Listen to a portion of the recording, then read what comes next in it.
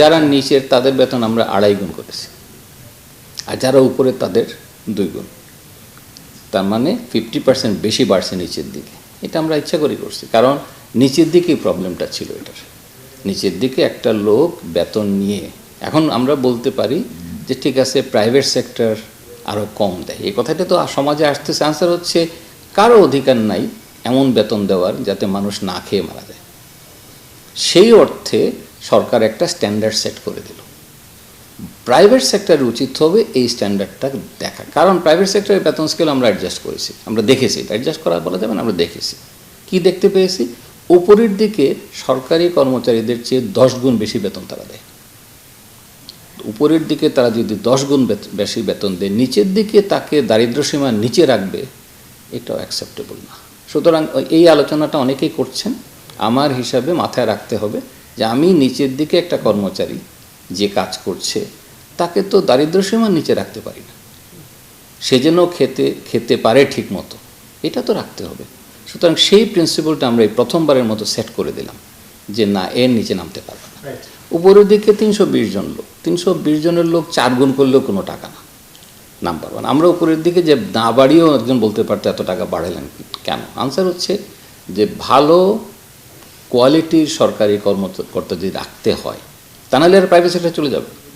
তাহলে সরকারি quality of governance improve করার জন্য এই বেতনটা বাড়ানো দরকার, তা না হলে প্রাইভেট সেক্টরে চলে যাবে। আমরা এটাই হিসাব করে দেখেছি, নিচের দিকে প্রাইভেট সেক্টরের বেতন কম, উপরের দিকে প্রাইভেট সেক্টরের বেতন বেশি। তার মানে ভালো লোকগুলো প্রাইভেটে চলে যাচ্ছে, সরকারের কোয়ালিটি খারাপ হচ্ছে। তো আমরা সেটা চিন্তা করে, দেশের ওটা চিন্তা করে কিন্তু আমরা সাজেশনটা দিই। সুতরাং ভেতরে আমরা অনেক অ্যানালাইসিস করেছি। আমাদের হিসাবে 1 লাখ কোটি টাকা হবে 2 বছর পরে। সো রিমেম্বার, এটা তো একদিনে হবে না ইমপ্লিমেন্টেড। সুতরাং ইমপ্লিমেন্ট হলে 1 লাখ কোটি টাকার মতো হবে।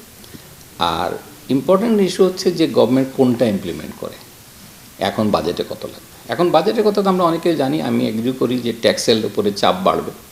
বাট আনসার হচ্ছে আমি যদি বলি যে ট্যাক্স না আসা পর্যন্ত বেতন বাড়াবো না, এটা কোনো সলিউশন হবে না।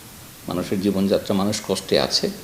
10 বছর আগে একটা পে স্কেল করা হয়েছিল, অতএব সেখানে this was an essential requirement.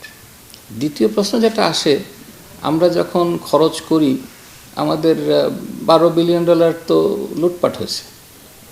আমরা হাজার হাজার কোটি টাকার প্রজেক্ট নিচ্ছি, খুব হিসাব করে দেখা যাবে দিস ইজ পিনাটস।